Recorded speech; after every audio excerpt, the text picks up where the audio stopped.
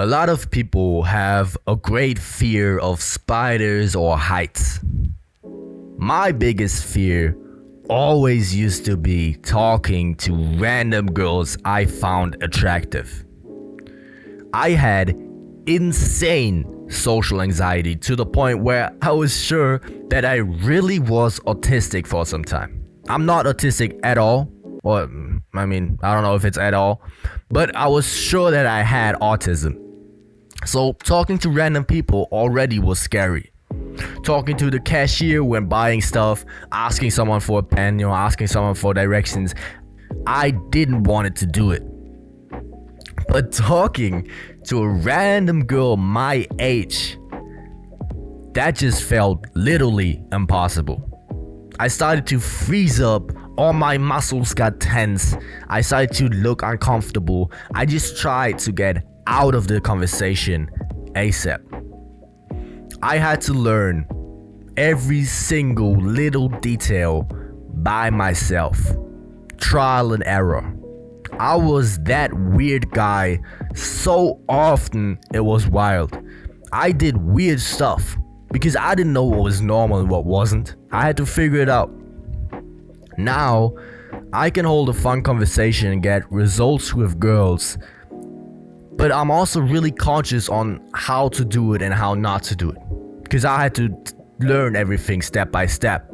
And of course I'm not perfect yet, but in this BLA, I will teach you how to improve your game, because if one teaches, two learn. What?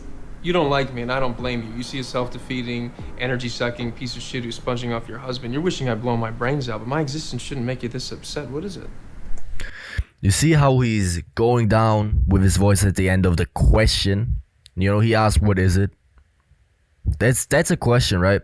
Normal people would always go like, oh, what is it? Like widows. Instead, he goes down with his voice. And big men always go down with their voice, even with questions. You saw him before. He wasn't talking a lot, but I bet you if he would have said anything, it would have always been with going up at the end of the sentence. That's it's a really, really assertive thing to do. You just go down at the end of a sentence, like making statements. That's none of your business. And right here, you saw how she broke the eye contact by looking down for a second. If someone breaks eye contact by looking down, first and foremost, it's submissive. So you don't want to do it. But looking down also has the effect that if you're thinking about something bad, you kind of naturally look down. So if you would walk through life and you'd have a camera just looking at you the entire time, whenever you think about something bad when no one's around, it's really, really likely that you're looking down while you're thinking about it. So if you see people walking through the city, looking down, talking to no one, it's really likely that they have bad thoughts in their head right now that they're battling. So you saw her right here. He asked, what's wrong? Just by her looking down for a second, you can instantly tell just by studying body language that there is something wrong and that it's bad. Okay? She's thinking about something bad. Now that he was spot on with his kind of guess that something's wrong just by the way that she looked down. She didn't even have to say anything. And you also see how her words and her body language are not matching up. That's the thing. People can talk about whatever they want, but it doesn't matter. Only thing that matters is body language. You can always tell how a person thinks and feels by their body language, not by the way they talk, because some people can lie easily, but it's so hard to lie with your body language. It's almost impossible. Something wrong in law school? How do you know I'm in law school? People who aren't usually don't carry around dry, academically constipated books about a dead Supreme Court justice. You're a creep, aren't you? You've been following me. No, I just noticed the book. You just saw the corner of it. How did you know that? I'd seen it before, 12 years ago in college. Sitting on the couch of a TA I was trying to make, waiting for her to come back out of the bathroom, hoping she'd have a condom. Somehow my unconscious had served that up. A memory I'd never even recorded. Or was it there the whole time? And all I needed was the access. If you're writing a paper, that's not the book I'd use. Well, who asked you?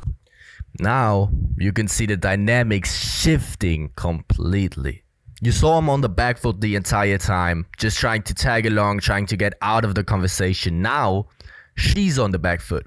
He's initiating the conversation. He's talking about how he wouldn't use the book for a paper. All right. He's changing the topic to something that he wants to talk about. He's initiating this new part of the conversation. He's leading. He's dominating. Okay. He's the confident guy who talks about what he wants. That's one of the biggest differences right here. Okay. She's on the back foot, being submissive, being, tagging along, doing whatever he wants to do.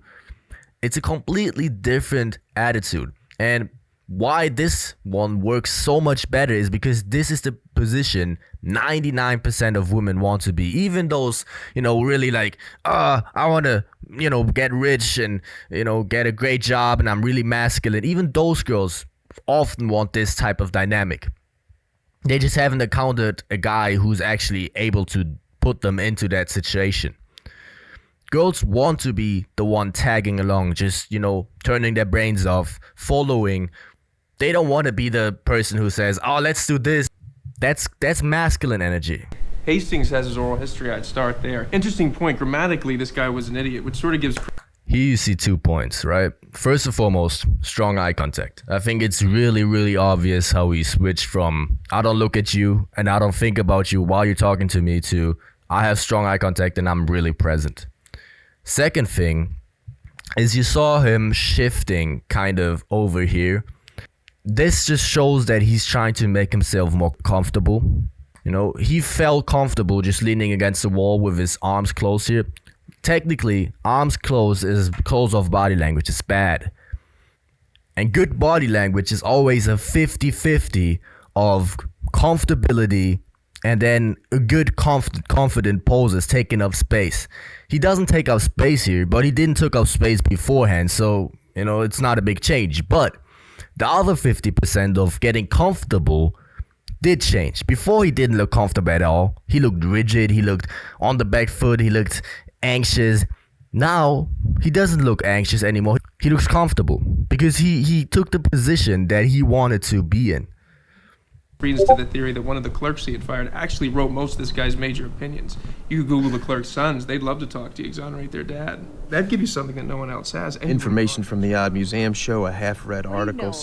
You also saw her kind of having her lips open right here before as he started, talking about law stuff. And that just shows that she's really interested in what he says. Keeping your mouth open, I think you see it in comics really often. It's like, people having their chin drop really far. That's a natural instinct of humans.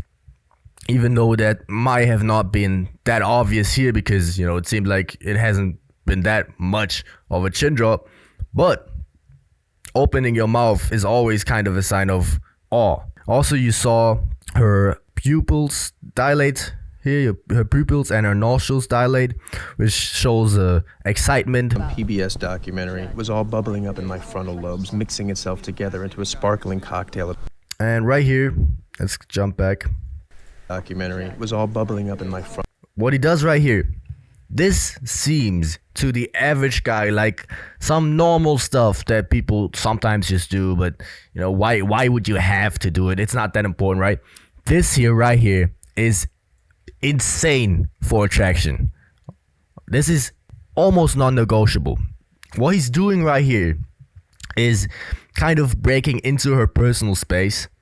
Technically, you wouldn't put your hand anywhere in this area, right?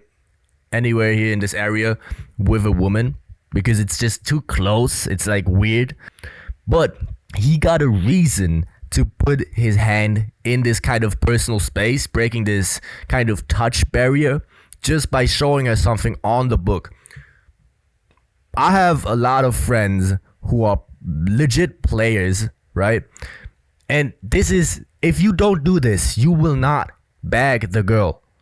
You need to break the touch barrier. Because if you think about it, if you always try to be polite and nice and, never touch her, never come too close to her, not that she's, uncomfortable or anything. If you don't do that, how weird would it be if you would start leaning in for the kiss?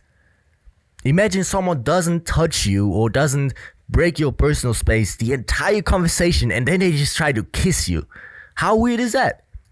So, if you want to kiss the girl, you need to break the personal kind of space before. Of course, not in a way where it's like down bad, just disgusting kind of, where you start to touch her in weird places, but in this kind of innocent way where you just come kind of a bit too close to comfort, but not in a way where it's like, what is he doing? That's just disrespectful.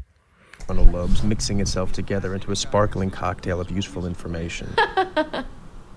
She didn't have it. And yes, that's it. You see the girl smile, you can make her smile and giggle, you can make that ass clap and jiggle. And that's it. You will just see them sleeping with each other now. I will not play that again. Thank you for watching. Have a great day. Stay big, man.